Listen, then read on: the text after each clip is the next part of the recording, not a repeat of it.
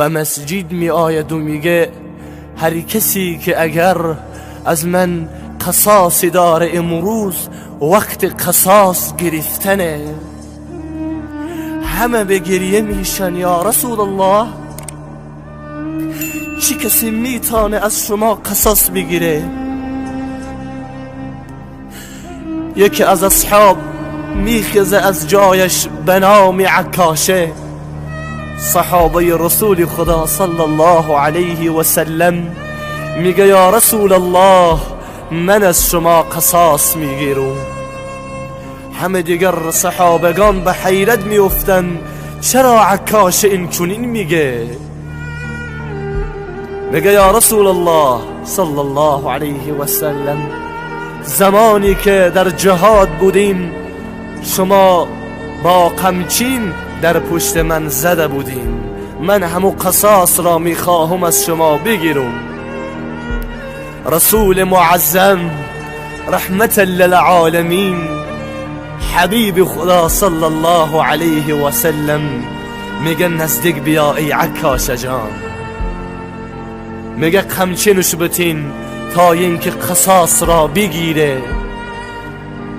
عکاشه قمچین را تو دست میگیره، رسول خدا دستان مبارک را تو دیوال میگذاره، میگه ای عکاشه اکنون بزن که ابوبکر یاری وفاداری رسول خدا صلی الله علیه و سلم میخیزد. ای عکاشه چی کار میکنی؟ تو مگر قلبت میشه که محبوب خدا را آزار بدی؟ مرا هزارها بزن ولی محمد را نزن ای عکاشه. هرچی که بخواهی از دارایی دنیا برایت میدیم، خاک پایت سرمه چشمانم شوه ای عکاشه، حبیب خدا را آزار ندی. عکاشه میگه نمیشه، من قصاص خود را میگیرم. حضرت عمر میخیزه، شیطان میشونید اگر عمر تو یک کوچه گذر کرد دیگه از آنجا عبور نمیکرد. میگه ای عکاشه جان من قربانت باشه، هر عدالتی هر ثوابی که کردم همه را به تو میبخشم، بیا مرا هزاران در پوش نی در سر بزن ولی حبیب خدا را آزار ندی. عکاشه قبول نمیکنه، عثمان ذوالنورین میگه این چنین قبول نمیکنه، حضرت علی کرم الله وجه میگه این چنین قبول نمیکنه، میگه من قصاص خود را میگیرم. تمام یاران همه به فغان میدرایم. عکاشه چگونه اون قلبت میشه که تو پشت حبیب خدا قمچین بزنی؟ عکاشه میگه این قصاص منه، من میخواهم بزنم. تو پشت رسول الله قمچین در دست ایستاده. عکاشه میگه یا رسول الله تو اون زمانی که شما مرا به قمچین زدی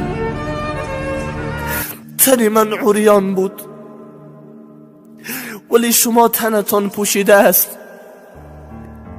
این گونه قصاص نمی شود، شما هم تن خود را عریان بکنین. رسول خدا کرته مبارک را بالا میکنن،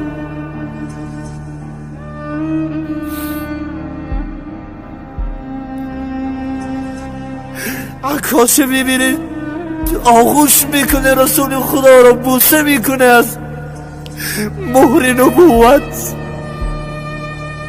میگه یا رسول الله مرا ببخش که من برای مهر نبوت شما این کار را کرده بودم. سر را در پیش پای حبیب خدا میگذاره یا رسول الله. عکاشه را ببخشید.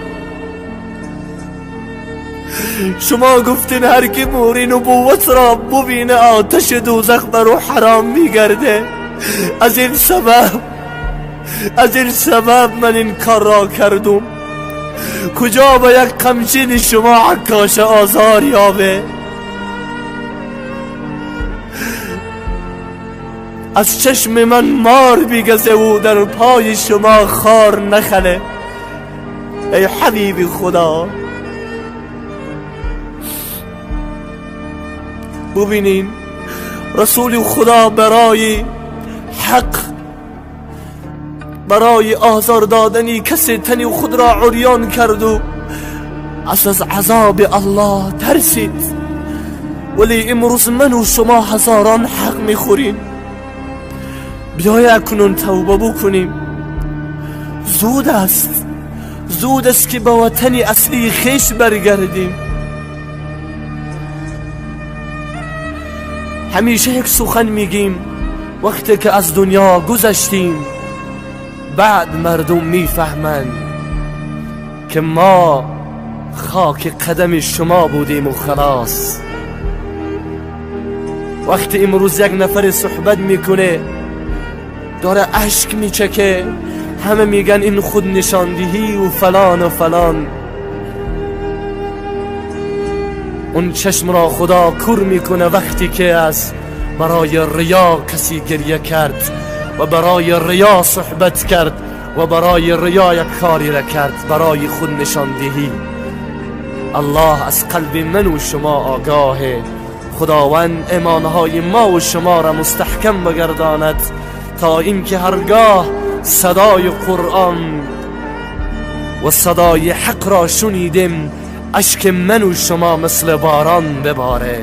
چقدر قلب انسان، وجود انسان، روح انسان آرامش پیدا میکنه.